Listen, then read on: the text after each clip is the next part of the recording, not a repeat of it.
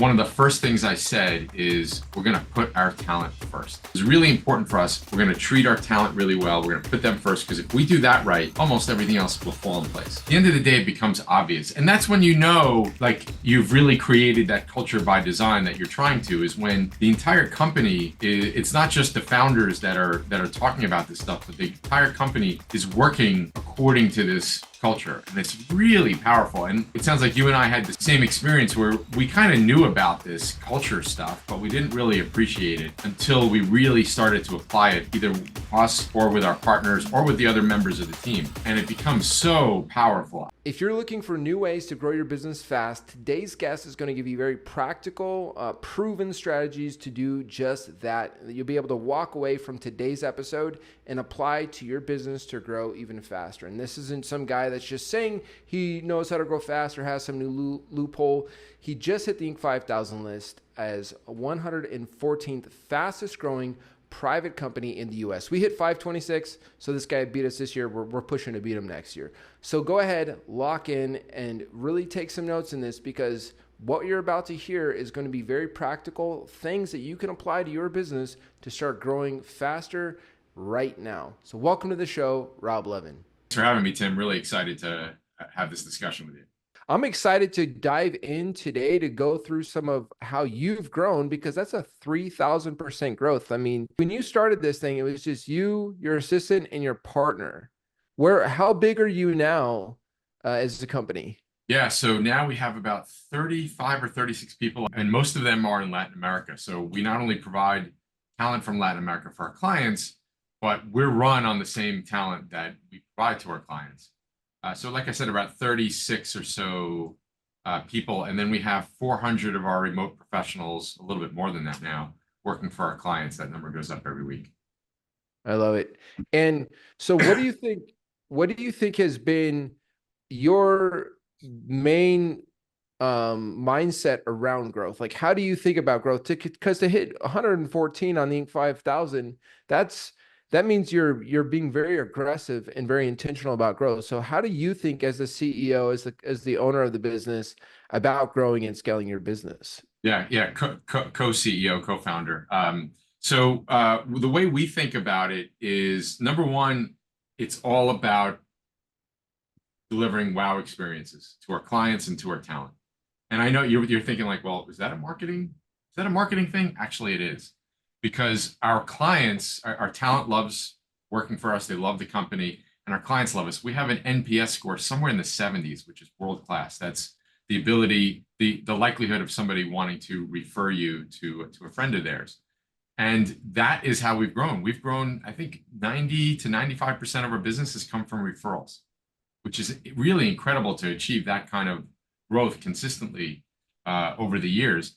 And we do that because we deliver wow experiences. It started day one when my partner was interviewing every single candidate that we were, that our clients were hiring from us, because a lot of them were friends. We didn't want to disappoint our friends. Well, today we still don't want to disappoint a single client, and we recruit only the best talent, and we help them get on board, and we provide all sorts of support. And with that, our clients are ridiculously happy with the service that they're getting from us. They tell us that the people that we're providing to them are among their top performers. So they're going to want to tell their friends. And that's what's been happening. And we do have some strategies to help that go along. But that's really what it's come down to. It's almost all been referrals. I love that, because it means that you're doing an exceptional job. But I know referrals don't just magically happen. And I'm getting the feeling that you're incredibly process driven. There's an SOP for everything. There's a rhythm, there's a routine for everything. If this happens, then do this for everything you do. So why don't you just kind of, and you don't have to reveal all your secrets, but the more you can, the better, is what does that referral sales process look like? Because I'm sure you're not just waiting for your customers to send, maybe you are, but do you have a process around how do you get referrals and upsells and stuff? There's a talent crisis in the United States. Anybody who runs a business knows it's very hard to find great talent that really wants to work for your company, that don't want to, they don't want to just do the bare minimum. And of course, to do that also at an affordable wage. It's very hard. And, we provide an amazing alternative for that with our talent in Latin America. So some of it's luck and timing. Yes, we do a great job, but we're also in the right place at the right time. Now, we created a referral program probably in 2019 or 2020. So not certainly before things started to heat up for us. Very simple program where whether you're a client or not, if you want to refer business to us, you get as long as the person who's hired is still employed for up to 24 months, you get a payment for us. And Wow. we have plenty of people that are making thousands of dollars a month, and those are some of the favorite checks that we write every month. Um, Funny enough, we're now going back. We're having all of our client consultants, their salespeople, go back to our clients and ask for more referrals. We actually think we're only scratching the surface in terms of the referrals that we can get. And yes, some of the people that make referrals are referral partners, and they get these payments from us. But if you ask any of them of why they are referring business to us, they will say, I'm doing it to help my friend, not us, although they love to help us. But they have this friend who's a business owner who is really struggling getting talent, and they know that we'll take care of them, and they're actually doing it to help them. And any payment that they might get is just like a bonus. Do you think that the referral program helps, or do you think it's just like a nice way for you to say thank you? It's a little bit of both, depends on who. I think it helps. Again, one of the things I explain to my team is when you're talking to people about the referral program, don't talk about the money first, because I can assure you that's not why they're going to do it. Yes, if they get a Yes. little mailbox money, a few $1,000s a month, sure, that doesn't hurt. But they're doing it because they trust us, and they want to help their friends with getting great talent. I agree. And because I mean, when people come to me and say, "Hey, Tim, if you can, you've got an audience, or you've got all these clients that are in this. If you mention me, man, I will give you this kind of referral." I'm like, I got my own business I'm growing. I'm not trying to make money off of a side gig. So that makes a lot of sense. Don't lead with that, but it's also a way to say, "Hey, we're not just asking for favors. We're also wanting this to be a win-win-win situation, because our product's great. It's going to help your customer or your friend. And hey, by the way, here's a little thank you gift. It's more like a Christmas gift or a Christmas card. It's less about like that is the reason they're doing it, and it's more of Right. just a way to make sure that it's a win-win-win situation. That's been our experience. Yeah. Awesome. So for you guys, is there any growth trajectory outside of just continuing to get the referrals? There are some other things that we are actually in the middle of doing right now. Number one, I'm working on a book. I hope it'll be out by the end of the year. I think that'll be a great marketing tool for us. We've always said since day one, I said, let's not worry about competition. Let's not worry about competition. Don't worry about the competition. Mm, Now, about a year or two ago, I said, look, the competition is going to be coming soon. It's just, if you look at the trends, Latin American talent, it's gonna boom. It's not going to be the exception anymore for somebody to have people in Latin America talent, or in Asia as well. yeah. It's going to be the rule over time, and then at some point, competition is going to heat up. And I'm the visionary in the company. That's an EOS term. We run on EOS, and one of my jobs is to look ahead and to say, how can we remain 10 steps ahead of the competition? I don't want to be 1 or 2 steps. So Yeah. that's everything from we launched a pilot of the WBN Academy, which is continuous education for our remote professionals so they can bring new capabilities to our clients. But it also includes, hey, let's be the company where one of the founders wrote the book on this, on Yes. managing talent today, because it's very different than it was just 5, certainly 10 years ago. And I'm doing more speaking. I'm going to be launching a podcast. And we're also getting involved in different business organizations. A great example is there's a business organization called Rockheads. This is National Organization of Stone and Tile Companies. Not very big. And we have a client who said, hey, I'd love to have you speak at the next Rockheads event. I forgot where it was, somewhere in the middle of the country. And I went and spoke, and we picked up a ton of business. Mm. And then we're not only that, we're getting those people who became clients are now referring us to other people, both in the stone and tile business and outside.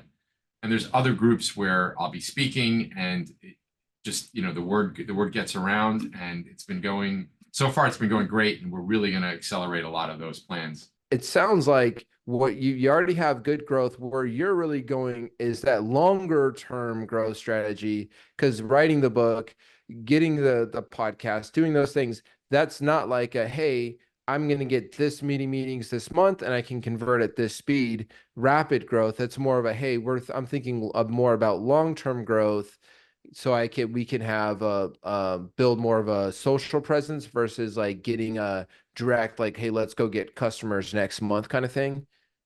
Yeah, I look, I think it's difficult to just say, hey, let's get customers next month. The quickest way for us to do that is actually from referrals. And as I mentioned, we're now going to even be a little bit more proactive in getting referrals. The book and speaking historically, because I started doing it, I spoke a little bit last year. I spoke at the EOS pre-conference this year. Hmm. And what I found is it drives some when you do speak, which of course that's planned months in advance. When you do speak, you do get an immediate hit, but then there's also a long tail. I hear from people that heard me speak 6, 8 months ago, saying, "Hey, I heard you speak 6, 8 months ago. I didn't have a need then. Now I have a need. Can we chat?" So I think there is a little bit of a short tail there, but there's definitely a long tail. Our audience is all about growing and scaling. And I think everybody says, we customer service, exceptional customer service.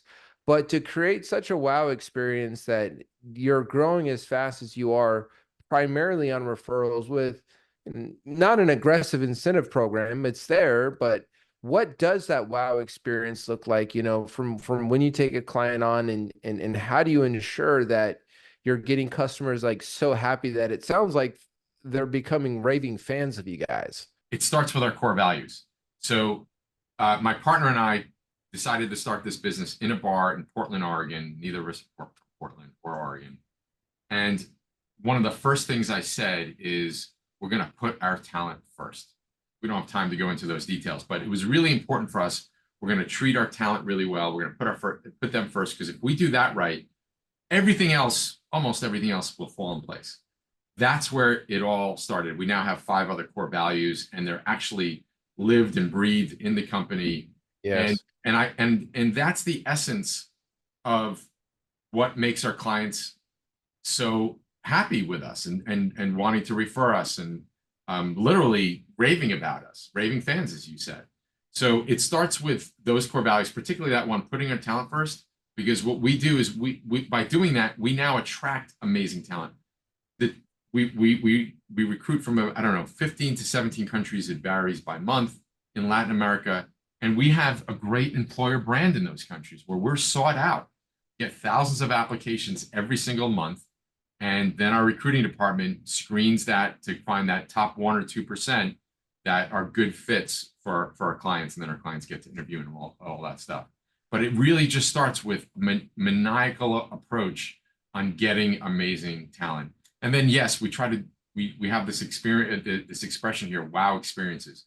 We want to deliver wow experiences to our talent. Even the people that apply that don't get approved by us to interview with our clients, they put a lot of time into the assessments and all of that. We give them feedback, right? We don't have to do that, but we want to create wow experiences all across the board.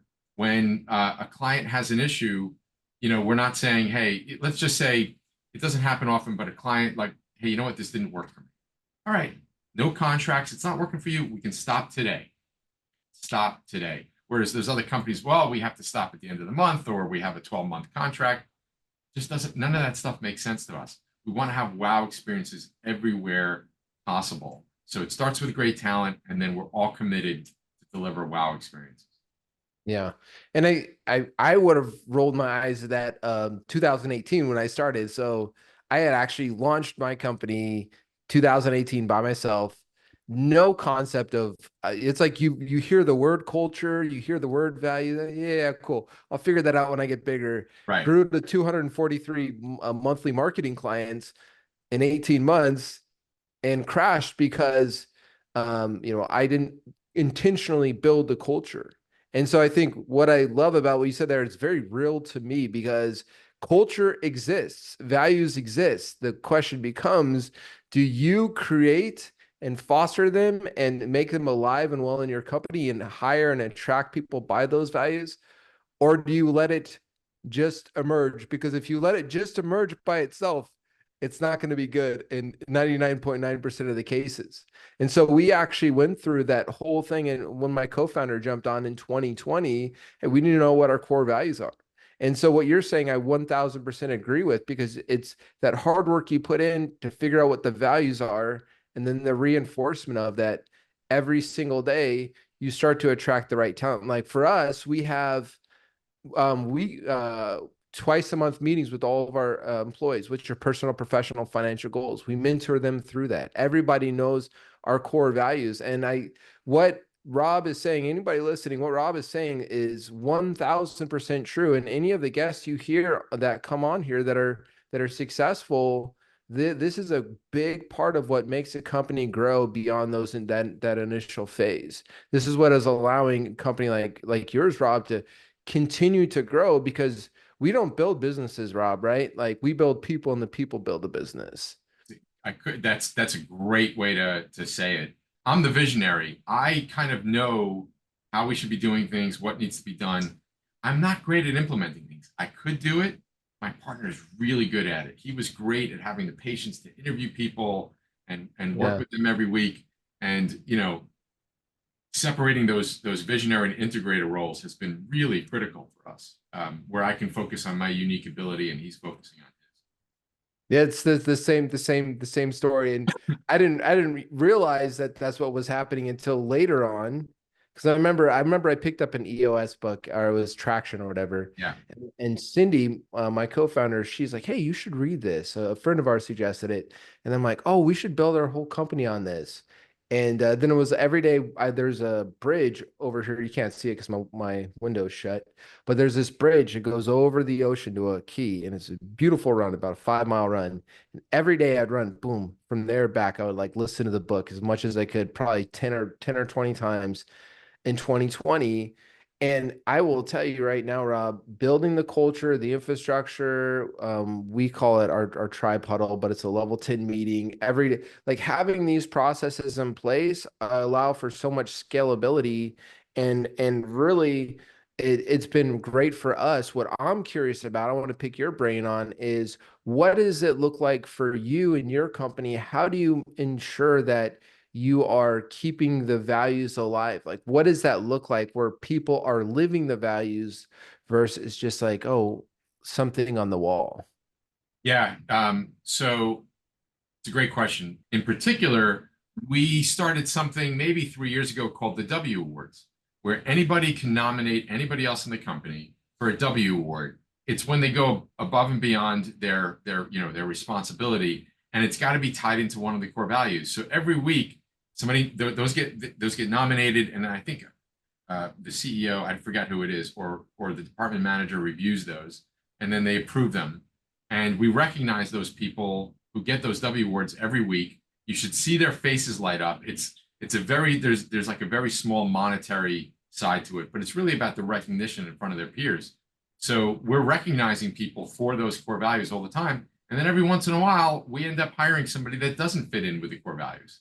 And we have to help them find a better place, a more suitable place to work, because it's not going to Yeah. be with us, even if they're really talented. And we've done that. We practice what we preach.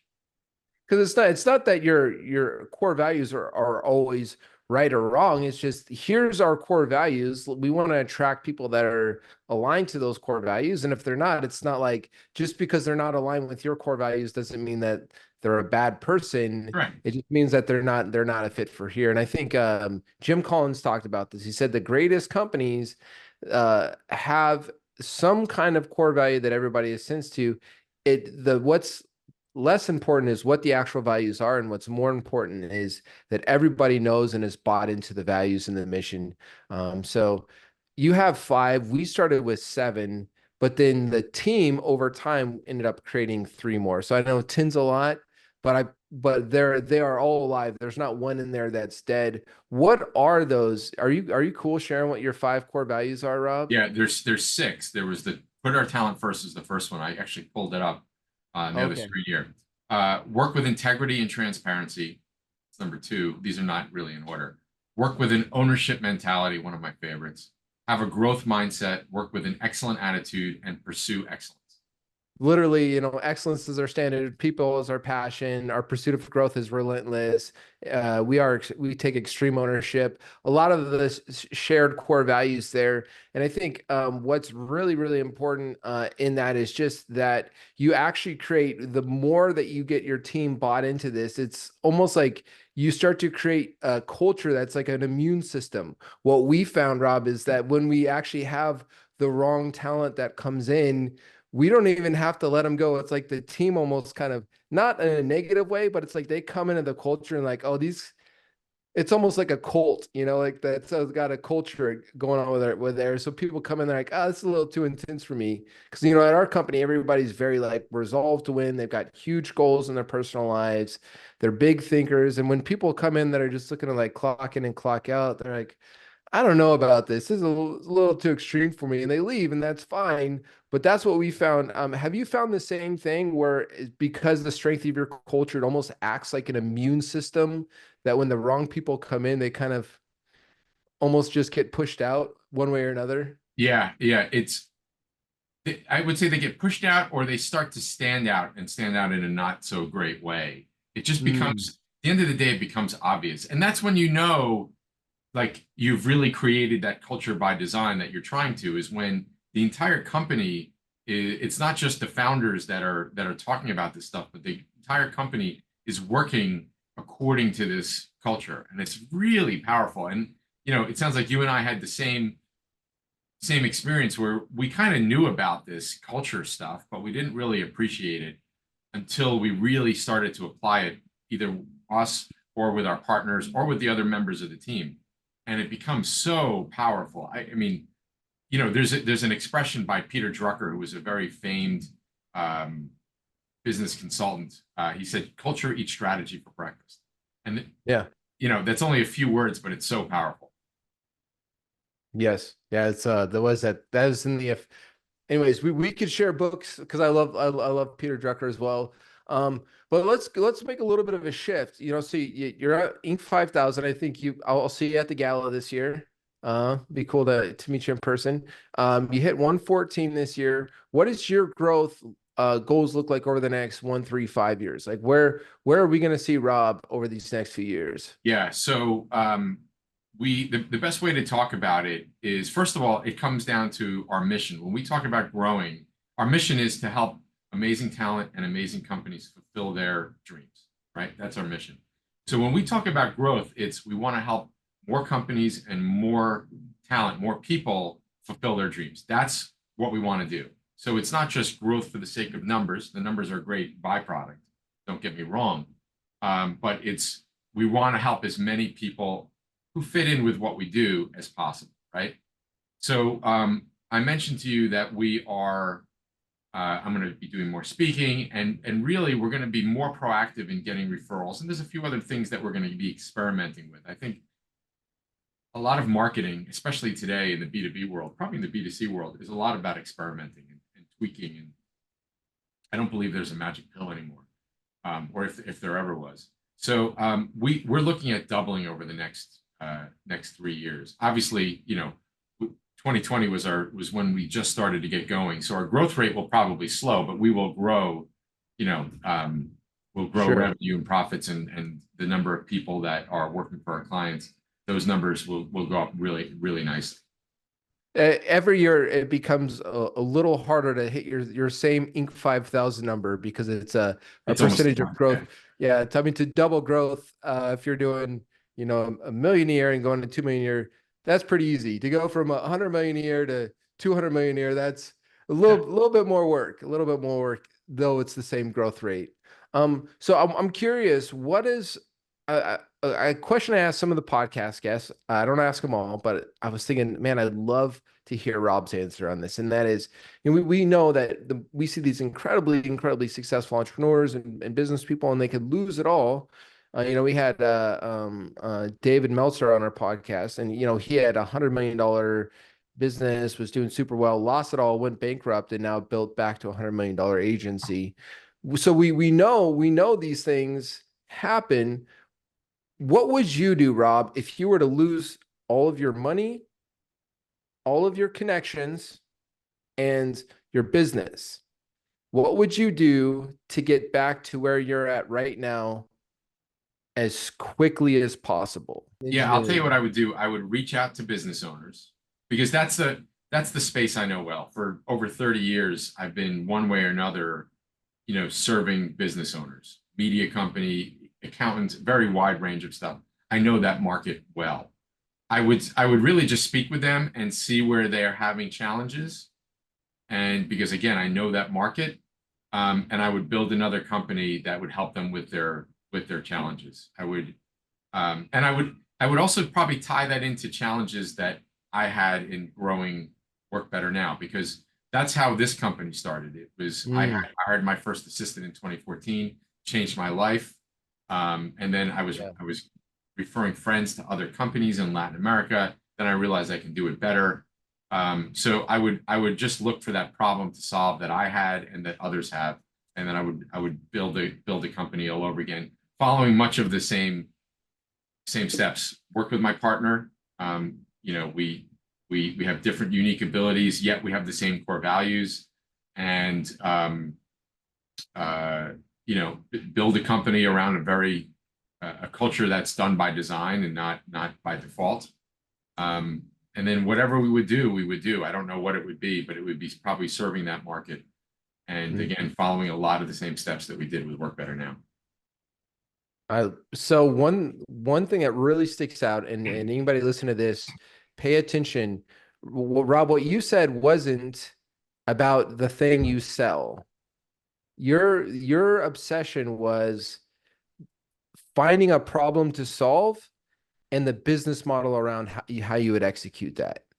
And I've over and over and over again, I found everybody interview that's doing well in their business, is and growing fast, and it is obsessed with the business model. And you even look at like some of the biggest companies up there, they're obsessed with the business model, not necessarily obsessed with the product.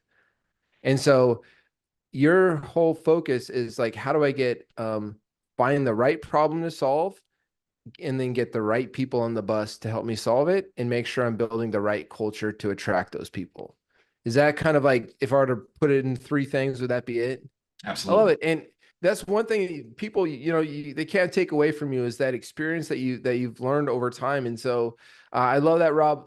This has been an awesome podcast. What I really want to do, man, is have people get connected with you, because I think what you do, what you offer, is something that every company needs help with. I mean, we do a lot of recruiting. We've probably recruited over 800 people in the Philippines as appointment setters specifically. Most of our team is in the Philippines, so we believe very, very, very bigly. Big. I don't know if bigly is a word. It is now. But it is now. But we're big believers in using talent, global talent. The world we're living in is global talent, and not only is it helping your company, but I'm sure, as it's incredible the impact that you get to have on the folks that come and work for you, the family lives that change, the how you're able to help these families and all of that. And I know in the Philippines, it's a big time. If one person gets a good job, that a lot of times they're supporting an entire family, and sometimes extended family. And so I believe in it big time. I believe in the value of what you guys can do at Work Better Now. I believe in outsourcing. I believe in this a lot. And how can people get connected with what you guys are doing, and really get help with how you guys help? Yeah, thanks for asking. So at workbetternow.com, there's a resources tab, and you can get a bunch of e-guides and webinars particularly on two topics that I think are really important for entrepreneurs. Number one, every business owner should have an assistant. And we could have spent the entire time speaking today about how important that is and why that's important and how it's a game changer. And then we also have a number of e-guides on what we're calling the updated talent playbook. And it's not just about hiring offshore talent, but it's about how you can use AI and automation in your business to deal with the talent crisis that we're in, how you need to change your retention habits and your how you attract and hire talent.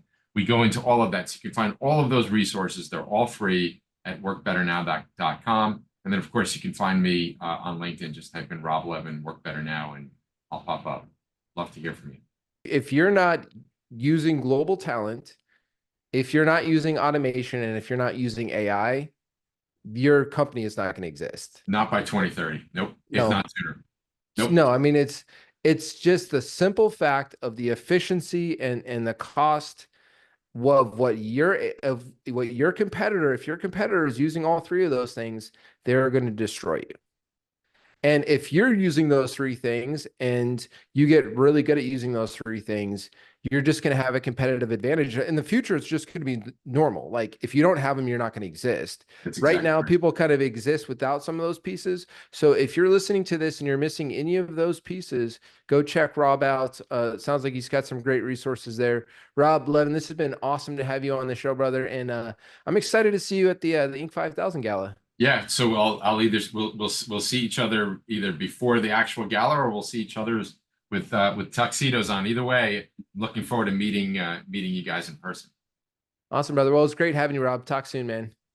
Take care, Tim. Thanks again. Again, this was the Takeover, where domination is not a destination, it is a way of life. Stay winning.